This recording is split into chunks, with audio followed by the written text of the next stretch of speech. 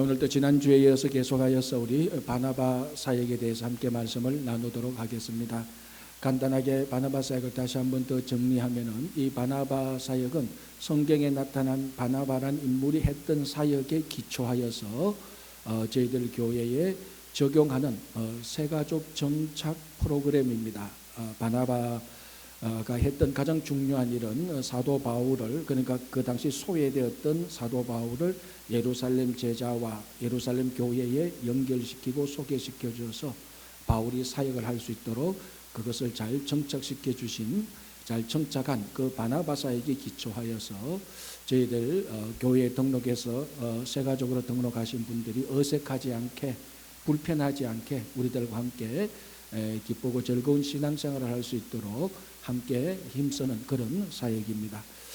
이 바나바 사역은 1차적으로 지금 주보에도 나와 있듯이 몇 분들이 사역을 합니다. 그러나 이 사역은 몇 분의 사역으로 성공하는 것이 아니고 온 교인들이 바나바가 어떤 사역인지, 그리고 바나바의 그 마음과 태도가 우리가 함께 공유해야 이 사역이 성공적으로 정착하고 열매를 맺을 수 있습니다. 그래서 오늘 또 지난주에서 우리 바나바 사역에 대하여서, 즉 다시 말하면 바나바에 대해서, 바나바의 어떤 사람인지, 어떤 일을 했는지 같이 나누어 보도록 하겠습니다.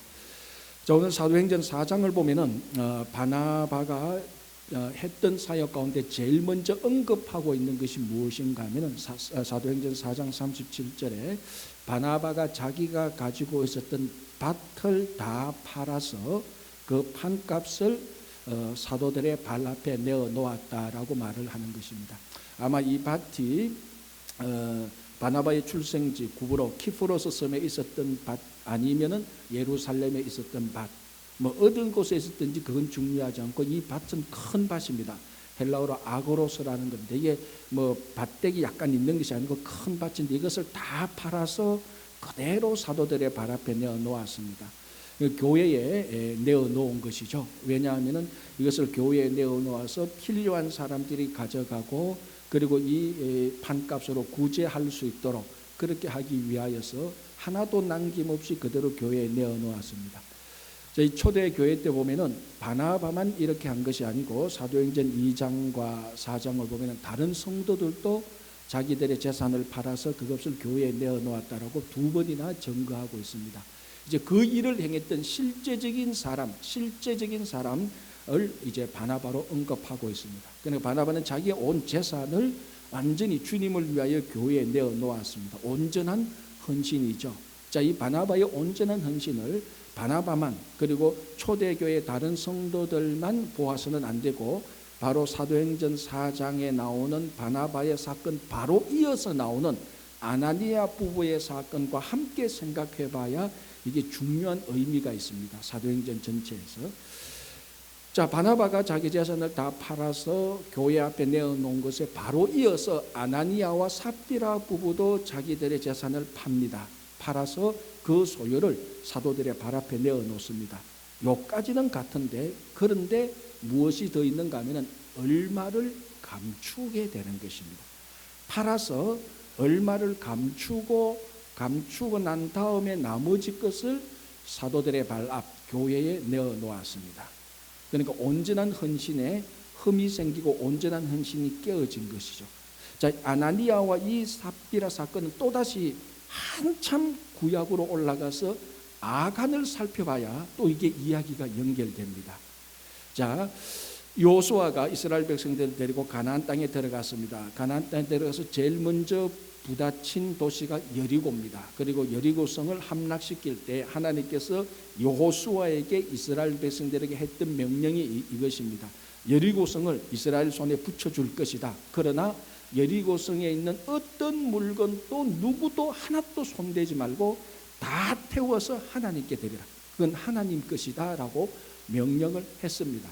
그래서 여호수아와 이스라엘 백성들이 가나안에 들어가서 여리고성을 무너뜨렸습니다. 그런데 그 가운데 아간이라는 사람이 시날산 외투와 은과 금을 보고 탐욕이 생겨서 그것을 몰래 훔쳐와서 자기 장막 속에 얼마를 감추어 놓았습니다.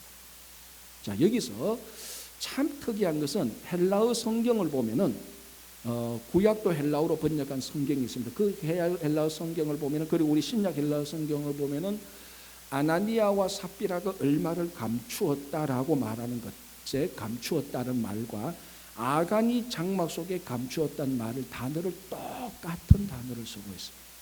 그러니까 그 의도와 동기와 한 행위와 그 결과가 요 감춘 것 때문에 아간의 일과 아나니아 일이 똑같이 이제 시작되는 것입니다. 자, 전체적인 구조를 제가 다시 한번 정리해 보면 이렇습니다. 먼저 아간을 보겠습니다. 하나님께서 이스라엘 백성들에게 말합니다. 요 여리고성의 모든 것을 하나님을 위해 바쳐라 그랬습니다. 아간이 얼마를 감추었습니다. 그래서 이 일로 인하여서 아이성 전투에서 패배하고 그 패배의 이유가 아간의 범죄인 것을 알게 되고 하나님께서 이 아간과 그의 가족을 죽여버립니다. 자, 다시 신약으로 오겠습니다. 바나바가 모든 것을 바쳤습니다. 그 다음에 아나니아와 삽비라가 얼마를 감추어 두었습니다. 이것이 나중에 드러나서 하나님께서 아나니아와 삽비라를 죽여버렸습니다. 사실 유쾌한 이야기는 유쾌한 사실은 아닙니다. 그러나 모든 것을 바치고 얼마를 감추고 이 일 때문에 또 감춘 사람과 그 가족들이 죽게 되는 것은 똑같은 패턴으로 흘러가게 되는 것입니다.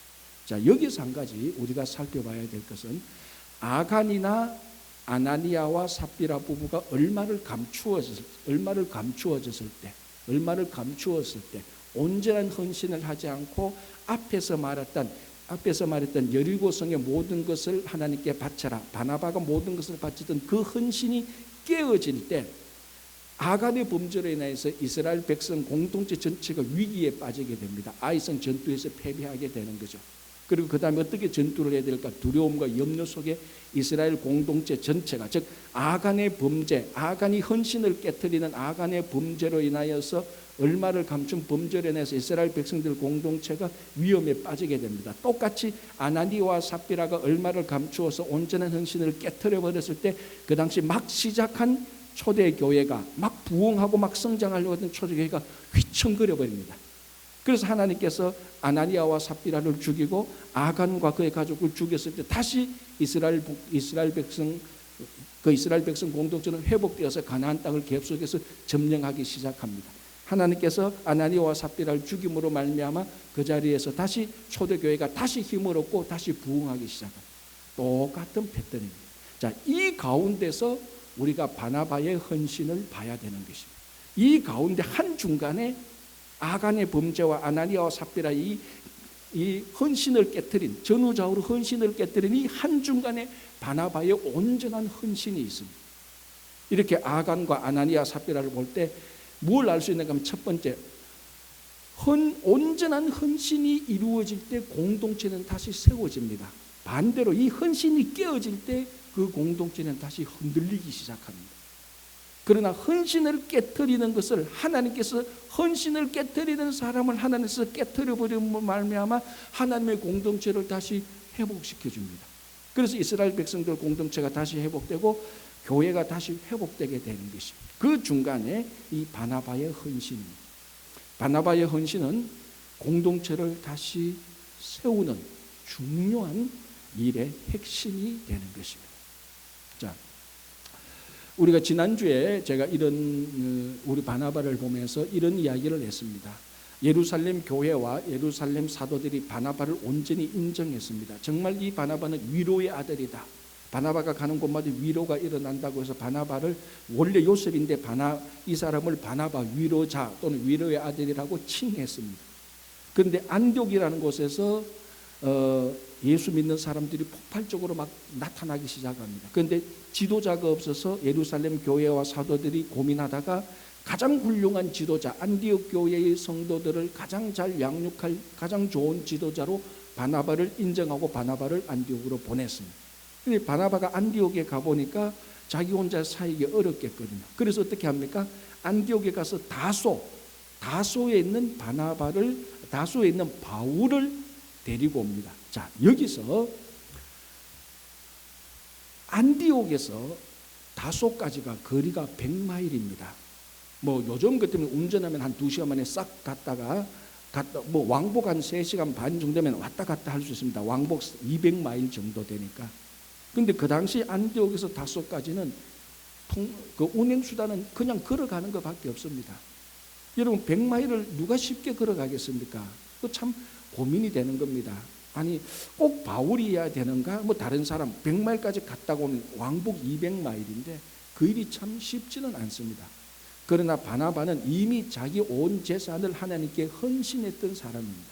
그래서 다소에 있는 100마일 정도는 바나바는 거리끼지 않고 가서 100마일 정도를 가서 바울을 데리고 다시 또 100마일을 옵니다. 그러니까 바나바에게 있어서 이 100마일을 왔다 갔다 하는 것은 결코 어려운 헌신이 아닙니다. 사실 우리가 볼 때는 굉장히 헌신이 되죠. 이만큼 바나바는 이미 자기 삶 전체가 예수 그리스도께 교회 공동체에 헌신된 사람입니다. 그래서 바나바가 바울을 100마일 가서 바울을 데리고 와서 다시 또 100마일 가서 바울을 데리고 와서 안디옥에서 함께 동력을 하는데 이 안디옥 교회가 엄청나게 부흥하고 성장됩니다. 교회 역사를 보면 이 안디옥 교회가 모 교회인 예루살렘 교회보다 더 크고 더 성장하고 더 영향력 있는 교회로 자라게 되는 것입니다. 자, 안디옥 교회가 부흥하고 성장했습니다. 신생 교회가 막 성장했고 그 당시 제일 중요한 교회로 자랐습니다. 큰 열매를 맺었습니다. 이 부흥의 기초는 바나바와 바울의 동력에 기초했습니다. 그럼 바나바와 바울의 동력은 어디에서 나왔습니까? 바나바의 헌신으로 바울을 데리고 왔기 때문에 가능했던 것입니다. 그러니까 이 초대 교회 안디옥 교회의 큰 성장과 부흥의 그 가장 근본적인 원인을 따져가 보면은 어디에 있습니까? 바로 이 바나바 한 사람의 헌신에 있습니다. 그래서 살펴본 대로 헌신은 정말 겸손한 헌신은 공동체를 세웁니다. 그러나 사탄은 이 겸손한 헌신을 하는 사람, 이 헌신을 자꾸 깨트리고 할 때 하나님은 헌신을 깨트리는 자를 다시 또 깨트리고 하면 하나님의 공동체를 다시 세우게 되는 것입니다. 자, 이번에 우리가 바나바 사역을 하면서 온 교인이 바나바가 되어야 되는 것입니다. 그래서 이 바나바 사역에는 전제가 뭔가 하면 헌신이 있어야 됩니다. 시간과 물질과 마음의 헌신이 있어야 돼요. 그래서 이번에 우리가 이제 바나바 사역을 하면서 바나바 1차적으로 사역을 하시는 분은 물론이거니와 온 성도들이 다시 한번 우리가 헌신함으로 교회 공동체를 세웠으면 참 좋겠습니다. 다행인 것은 이번에 바나바 사역을 하면서 아무도 밭을 팔지 않아도 될 것 같아요. 제가 보기에는 아무도 100마일 걸어가서 누구를 데리고 오지는 않아도 될 것 같습니다. 그러나 밭을 팔지는 않지만 100마일 걸어가서 데리고 올 정도의 그런 행편은 아니지만 근본적으로 우리 마음과 시간과 물질이 하나님께 헌신되어져 있어야 되는 것입니다. 자, 이것이 바나바 사역의 중요 원리뿐만 아니라 우리 신앙의 가장 중요한 원리 중에 하나가 바로 헌신입니다. 어떤 공동체든지 그것이 가정이든지 교회든지 국가든지 아니 일반 공동체도 마찬가지입니다. 이 공동체가 든든히 서기 위해서는 누군가의 헌신 없이 시간과 물질과 재능과 마음의 헌신 없이 제대로 쓴 공동체는 하나도 없습니다. 누군가의 헌신이 있기 때문에 공동체가 제대로 씁니다. 특별히 하나님의 공동체는 반드시 헌신이 있어야 됩니다. 그 인도의 유명한 마하트마 간디가 현대의 7가지 악덕을 얘기했는데 그 중에 하나가 뭐냐 하면은 윤리 없는 쾌락입니다.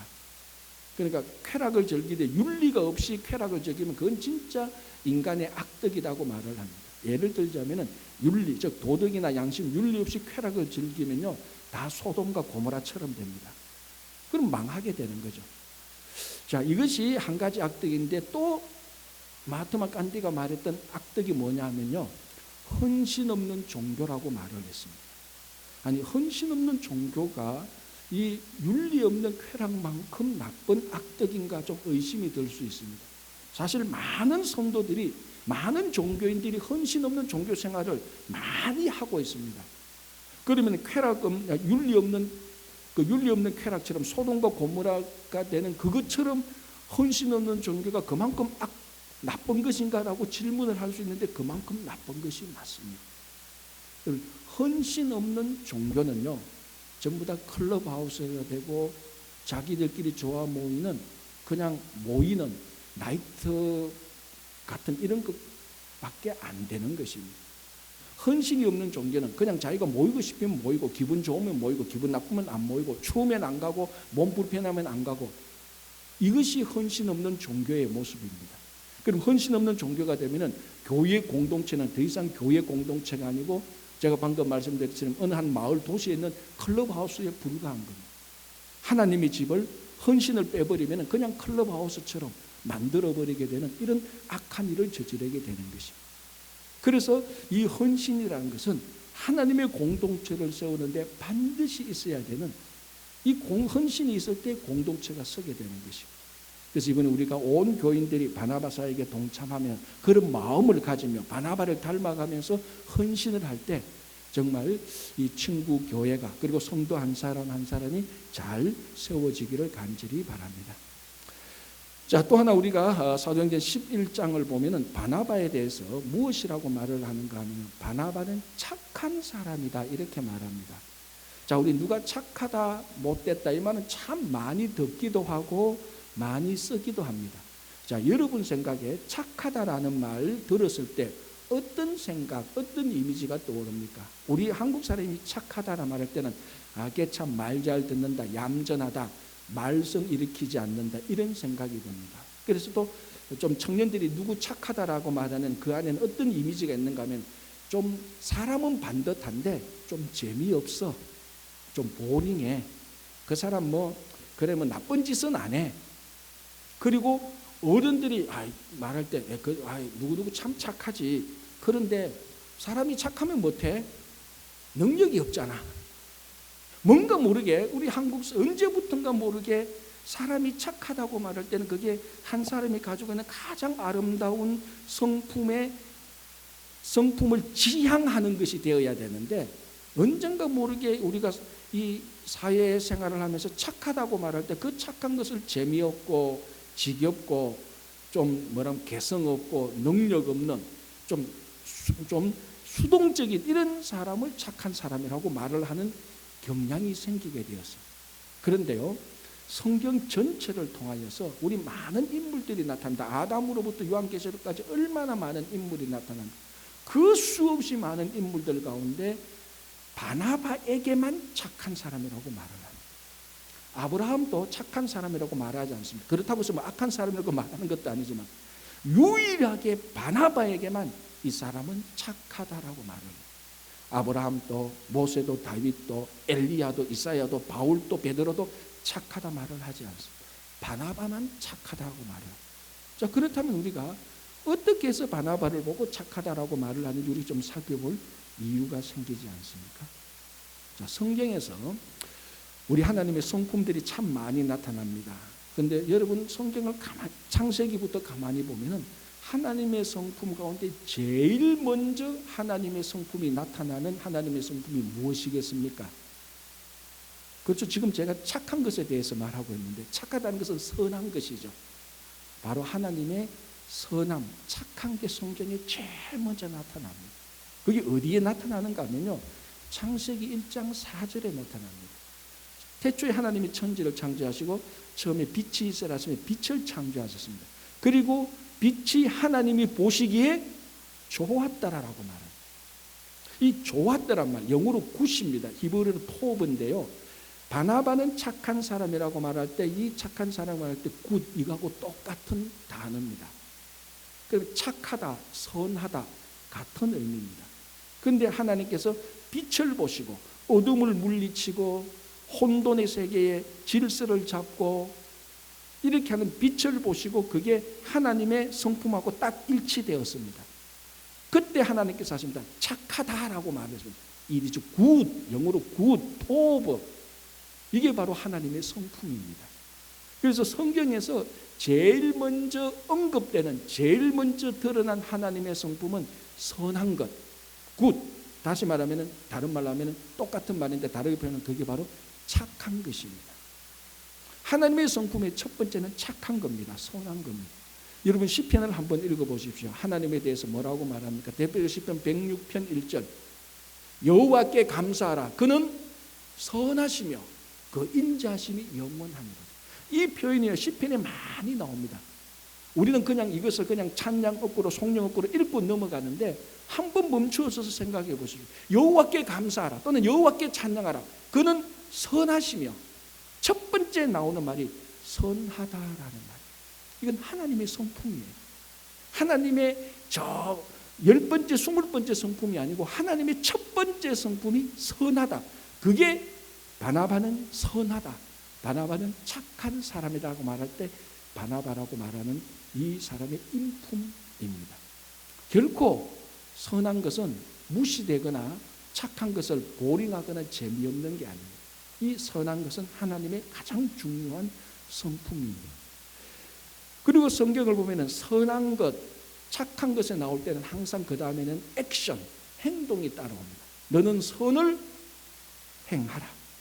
선한 일을 하라. 너희 가운데 선한 일을 하신 예수 그리스도께서, 그러니까 착한 거는요, 가만히 앉아서 아무 일을 안 한 것이 아니고 선이 나오면, 착한 것이 나오면 반드시 그 다음에는 행동이 따라 나옵니다. 여러분, 성령의 9가지 열매 가운데 착한 게 있습니까? 없습니까? 있죠. 무엇입니까? 몇 번째 열매입니까? 그게 6번째 열매, 양선인데 영어로 보면 굿니스라고 나옵니다. 그러니까 여러분, 성령의 열매 가운데 선한 것, 착한 것이 6번째로 나오는 열매입니다. 그래서 선이라는 것은, 착한 것은 능력이 없거나 활동을 안 하거나 얌전히 가만히 앉아있는 것이 아니고 선한 것은 반드시 행동을 하게 되고 있고 그 행동에는 반드시 열매가 맺히게 되어 있는 것입니다. 자, 마태복음 25장을 보면은 우리가 잘 아는 달란트 비유가 나옵니다. 간단하게 요약하면 이렇게 됐죠. 저 비유 내용인데 주인이 멀리 출장을 가게 됩니다. 그래서 그 없는 동안에 종에게 이제 일을 맡깁니다. 그래서 3명의 종을 불러서 한 종에게는 5달란트, 두 번째 종에는 2달란트, 세 번째 종에는 1달란트를 남기고 내가 돌아와서 결산을 하겠다고 그 종들에게 달란트를 맡기고 와서 나중에 돌아와서 그 주인이 종에게 결산을 합니다. 5달란트 남긴 사람은 열심히, 우리 젊은이 표현은 열심히다, 열심히 일을 해서 5달란트를 남겼습니다. 두 번째 2달란트 받은 사람도 열심히 일하고 장사를 해서 2달란트를 남겼어요. 세 번째 1달란트 받은 사람은 그냥 혹시 잊어버릴까 봐, 그거 잃어버릴까 봐 그걸 그대로 간직하고 있었어요. 주인이 와서 5달란트 남긴 사람, 2달란트 남긴 사람에게 똑같이 칭찬합니다. 뭐라고 말합니까? 내가 잘하였다. 뭐라고 말합니까? 착하고 충성된 종아라고. 5달란트, 2달란트 열심히 일어나고 장사를 하고 잠을 안 자고 수고해서 5달란트, 2달란트 남기고 열매를 맺은 사람에게 주인이 이 사람을 평가하는데 뭐라고 말합니까? 너 수고했다고 말이 아니다. 착하다라고 말을 했어요. 착하다. 뭐가 착합니까? 열심히 일을 했고 이 일을 해서 열매를 얻었기 때문에 그걸 가지고 착하다라고 말을 합니다. 그러면 우리가 생각하는 착하다는 좀 점잖하게 가만히 있고 액션이 없고 좀 무능력한 이런 이미지를 착하다고 말하는데 성경이 말하는 착하다는 지금 우리가 생각하고 있는 착하다고 완전히 반대입니다. 착하다는 것은 열심히 일을 하는 겁니다. 헌신하는 겁니다. 착하다는 것은 그로 인해서 열매를 맺는 것이 착한 것입니다. 자, 그럼 1달란트 남긴 사람 볼까요? 아무것도 안 했잖아요. 아무것도 안 했습니다. 그냥 그대로 가졌습니다. 정말 우리가 보기에는 착한 사람 같아요. 1달란트 남긴 사람에게 그 주인이 뭐라고 말합니까? 악하고 게으른 종아라고 말했어요. 1달란트 가진 사람이 이거 가지고 사기친 것도 아니고 마약 밀수한 것도 아니에요. 그대로 혹시나 주인이 준 이 돈을 잃어버릴까 봐 아무것도 안 하고 우리가 말하듯이 착하게 그대로 가져왔는데 주인은 이 악하고 게으른 종아라고 말했어요. 왜? 아무것도 안 했거든요. 헌신 안 했거든요. 아무 열매도 없거든요. 그게 악한 것입니다. 바나바는 착한 사람이요 라고 말할 때 바로 바나바는 열심히 헌신을 했고 열심히 수고했고 그리고 그 수고의 대가로 큰 열매를 맺었기 때문에 바나바는 착한 사람이라고 말을 합니다. 성품이 뭐 온유하고 얌전하고 착한 우리가 말하는 순한 그게 아니고 바나바는 착한 사람이라. 바나바는 온전히 헌신했고 수고해서 많은 열매를 맺은 사람이다 라는 의미입니다. 자, 그러면 바나바가 무슨 열매를 맺었고 무슨 수고를 했습니까? 첫 번째, 바울을 세웠잖아요. 지난 2000년 동안 사도 중에 사도, 종 중에 종, 가장 위대한 제자 중에 제자, 가장 위대한 예수님 다음으로 가장 위대한 바울 한 사람을 바나바가 키워낸 것입니다. 이거보다 더 큰 열매가 어디 있겠습니까, 여러분? 그래서 이번에 우리가 바나바 사역을 하면서 바울 같은 인물 한 사람만 세워도 이거는 엄청 상상할 수 없는 큰 열매를 맺는 것입니다. 자, 또 바나바가 무슨 열매를 맺습니까? 앞에서도 얘기했다시피 바나바가 바울을 데려와서 안디옥에서 사역을 합니다. 1년 동안 가르쳤는데 열심히 가르쳤는데 안디옥이라는 그 안디옥에 살고 있는 사람들이 안디옥 교회에 있는 사람들을 보니까 이상한 것 같아요. 좀 과격하게 말하면 저 사람 미친 것 같아요. 왜? 전부 다 예수라는 사람에게 다 홀딱 반한 것 같아요. 그래서 자기들이 예수를 또 그리스도라고 불러요. 메시아라고 불러요.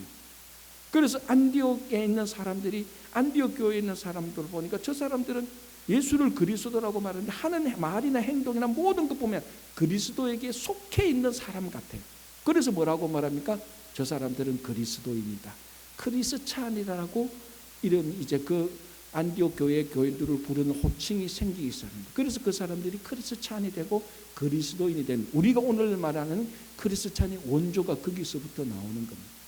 물론 처음에는 안디옥 교회 사람들이 안디옥 도시 사람들이, 안디옥 세상 사람들이 안디옥 교회 사람들을 보고 크리스찬, 그리스도인, 그리스도에게 속한 사람이라고 말할 때는 비꼬고 조롱하는 말이었습니다. 여러분, 안디옥은 로마 제국의 세 번째로 큰 도시입니다. 여러분, 그 로마 제국이 얼마나 크고 얼마나 로마 제국 안에 도시가 많았으면 그 중에 세 번째 도시가 안디옥입니다. 아마 우리가 시대를 거슬러 가서 안디옥에 가보면은 로마 문화, 로마 생활 방식, 온통 로마판입니다. 그래서 사람들이 안디옥에 가서 살기를 좋아하고 안디옥에 가서 공부하기를 좋아하고 안디옥에 가서 비즈니스 하기를 좋아합니다. 왜? 로마 제국이니까. 그래서 사람들이 전부 다 안디옥에 가서 로마 사람처럼 살기를 원하고 로마인이 되기를 원했습니다. 그런 도시에서 일단의 그룹들이 교회에 들어가더니만 바나바와 바울의 가르침을 받더니만 로마인이 되는 게 아니고 그리스도인이 되어버렸습니다. 그래서 로마인이 되기를 원했던 안디옥 세상 사람들이 교회에 있는 사람들하고 저 사람 좀 이상해, 그리스도인이야, 우리는 로마인데 저 사람은 그리스도인이야, 좀 이상해라고 좀 비꼬고 조롱하는 말투였습니다. 그런데 이걸 뒤집어 보면은 이것만큼 명예로운 호칭이 어디 있습니까? 세상 사람들이 다 로마 사람들이 되고 싶어 할 때 이 일단의 그룹들은 우리는 로마 사람이 되지 않다. 우리는 그리스도의 사람이 되고 싶다. 얼마나 큰 열매입니까? 이 큰 열매를 맺힌 사람이 바나바였습니다. 그래서 바나바는 착한 사람입니다. 왜? 착한 사람에게는 열심과 봉사와 열매가 있는 것입니다. 그래서 이번에 우리가 바나바 사역을 하면서 온 교인이 바나바 사역을 알면서 바나바의 마음을 가지면서 바나바를 닮아가면서 여러분 모두가 진짜 착한 사람이 되기를 바랍니다. 정말 주님을 위해서 헌신하고 열매를 맺히기 바랍니다. 다시 말씀드리지만 이번 바나바, 앞으로 계속 이어지는 바나바 사역을 통해서 다시 한번 우리 가운데 바울과 같은 인물이 나타나기를 원하고 그 안디옥 교회가 모 교회 예루살렘 것보다 더 좋은 교회가 된 것처럼 우리 친구 교회가 미국에 있는 어떤 교회보다 더 좋은 교회가 되기를 간절히 바라요. 그게 저의 비전이고 우리 모두의 소망입니다. 그래서 바나바는 착한 사람이다라고 말을 했습니다. 자, 마지막으로 한 가지는 더 보겠습니다. 바나바가 바울을 데리고 왔습니다. 당연히 바나바가 1인자고 바울은 2인자죠. 그런데 이게 시간이 좀 흘러가면서 같이 사역을 하면서 처음에는 바나바와 바울 이렇게 이름이 나오는데 두 사람이 있을 때는 항상 사람이 바나바와 바울이라고 이름을 붙였습니다. 그런데 같이 사역을 하면서 특별히 사도행전 15장에 예루살렘 회의가 나옵니다. 이 예루살렘 회의는 기독교 역사 2000년 동안의 첫 번째 열린 공의회입니다. 굉장히 중요한 회의죠. 그래서 예루살렘에서 아주 중요한 몇 가지들이 결정을 내립니다. 이 예루살렘 공의회를 할 때 거기도 베드로도 나타나서 발언하고 예수님의 형제 야고보가 나타나서 행정적인 지도자로 나타나서 발언하고, 그때 이제 바나바와 바울도 안디옥에서 사역했던 것을 발표하고 보고합니다. 그래서 사도행전 15장을 보면은 사도들이 바나바와 바울을 같이 부를 때에 어떨 때는 바나바와 바울 이렇게 부르다가 어떨 때는 바울과 바나바 막 이렇게 엎치락뒤치락 합니다. 여러분, 우리 성경에서 두 사람 세 사람을 부를 때 이름을 부르는 순서는 중요성의 의미입니다. 그 브리스길라와 아굴라와 브리스길라 할 때도 처음에는 아굴라와 브리스길라 하다 나중 되면 순서가 바뀝니다. 브리스길라와 아굴라로 바뀌는 버립니다. 중요성이 나타나는 것이죠. 근데 처음에는 바나바와 바울 다 사도들이 예루살렘 교회 사람들이 안디옥 교회 사람들이 두 사람 있으면 바나바와 바울 하다가 사역을 하면서 예루살렘 회의를 거치면서 바나바와 바울, 바울과 바나바 막 이렇게 엎치락뒤치락 하다가 마지막에 15장 36절 예루살렘 회의가 끝나고 이 두 사람이 한 번 더 안디옥에 가서 본격적으로 사역을 하게 할 때는 바울과 바나바로 딱 정리됩니다. 이후부터 바울의 사역은 활짝 꼽히고 바나바는 이제 사라지기 시작합니다.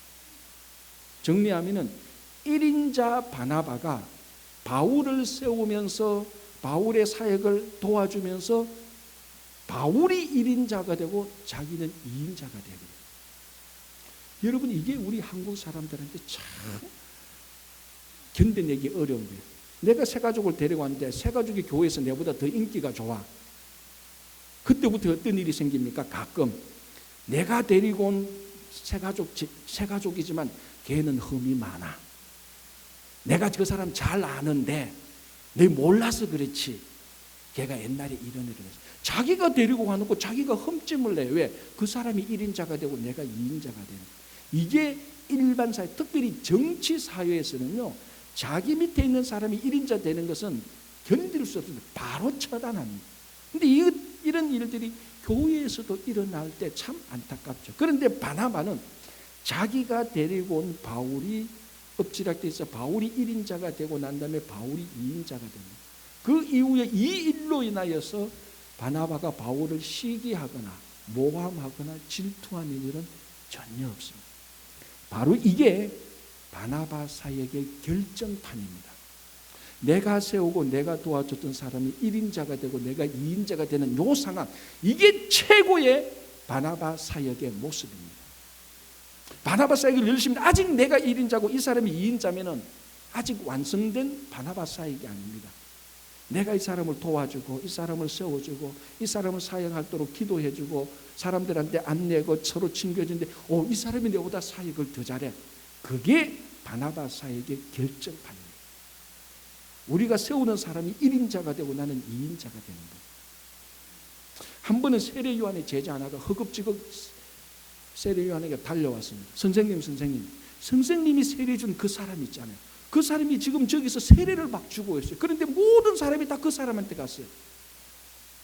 우리 제자들 다 그쪽으로 갔어요. 선생님 어떻게 해요? 이 선생이 세례 요한에게, 제자가 세례 요한에 그런 말을 합니다. 자, 그럼 저기서 세례 주고 모든 사람이 그 사람인데 그 사람은 누굽니까? 예수님 아닙니까?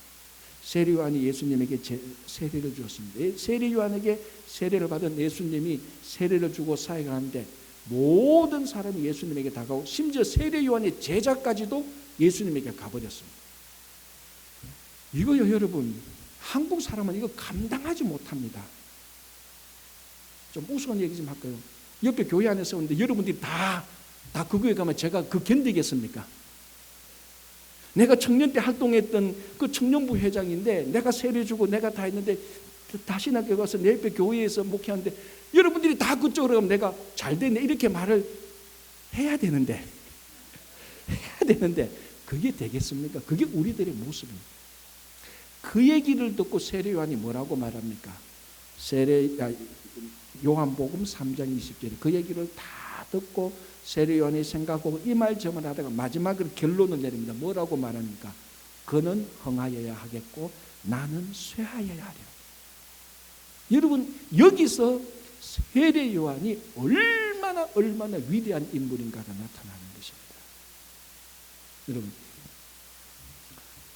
그래서 예수님께서 세례 요한을 보고 뭐라고 말합니까? 그는 여인의 뱃속에서 난 자 중에 제일 큰 자다라고 말합니다. 이게 바로 바나바사에게 결정판입니다.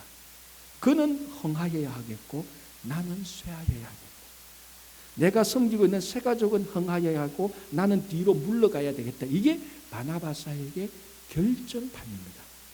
그래서 세례 요한이 정말로 지금도 우리가 존경하고, 정말 세례 요한은 여인의 뱃속에서 난 가장 위대한 인물로 우리가 그 사람을 본받고 선지자의 모형으로 본받고 있는 것입니다.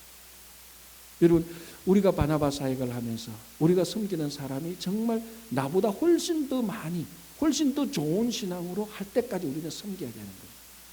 여러분, 제가 가지고 있는 글 가운데요, 이런 글이 있습니다. 제목이 세상에서 가장 짧은 동화입니다. 얼마나 짧은가 제가 동화를 이제 시작부터 끝까지 얘기해 주겠습니다. 세탁소에 갓 들어온 새 옷걸이한테 헌 옷걸이가 한마디 했다. 너는 옷걸이라는 사실을 한시도 잊지 말기를 바란다. 왜 옷걸이라는 것을 그렇게 강조하세요?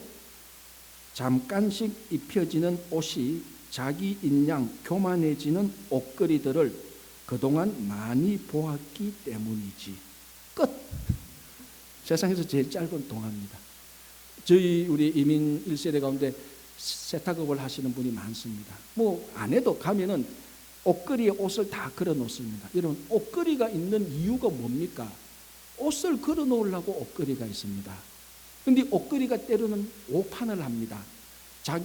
자기가 자기한테 좋은 옷이 걸려 있으면 그게 마치 자기인 것처럼 오판을 합니다. 요게 하나 있고, 두 번째는요, 옷걸이는 자기한테 좋은 옷이 걸려서 딱 잘 펴지게 하는 것이 옷걸이의 목적입니다. 근데 옷걸이가 금방지게, 사람이란 금방지게 옷이 자기보다 더 폼난다고 해서 야, 옷 갈아치워 하면 이 옷걸이 됩니까? 안 됩니까? 안 되는 거예요. 옷걸이는 옷을 위해서 존재하는 겁니다. 이게 바나바 사역의 결정판이죠. 바나바는 자기에게 붙여진 그 새 가족을 잘 폼나게 잘 세우는 것이, 옷걸이가 옷을 세우는 것처럼 바나바는 새 가족을 세우는 겁니다. 그게 바나바 사역의 결정판이고, 세례 요한이 예수님을 흥해하겠다고 기뻐했던 바로 그런 이유들입니다. 여러분, 이것이 바나바 사역의 원리이기도 하지만 다시 한번 말하자면 우리 신앙의 원리하고 똑같습니다. 정말 우리 참된 신앙은 사람을 세우고 높여주고 그 사람이 진짜 1인자가 될 때에 진짜 영향력 있는 2인자가 되는 것입니다. 그때 공동체는 계속해서 튼튼하게 견고하게 세워집니다. 다 1인자가 되면 그 공동체는 폭삭망합니다. 다 2인자가 돼서 1인자를 자꾸 세워나갈 때 그 공동체는 튼튼해지는 것입니다. 이게 바나바 사역이에요. 우리가 바나바 사역이 하시는 분들은 물론이거니와 앞으로 하실 분도 물론이거니와, 아니 우리 모든 성도님들이 이 바나바가 되어서 정말 온전히 헌신해서 교회 공동체를 세우고 착한 사람이 되어서 사역을 하고 열매를 맺고, 내가 세우는, 내가 도와주는 사람이 항상 나보다 더 나은 1인자가 될 때까지 우리는 계속해서 신앙생활할 때 공동체가 아름다워지고 한 사람 한 사람도 아름다워지는 좋은 성도와 교회가 되기를 간절히 바랍니다.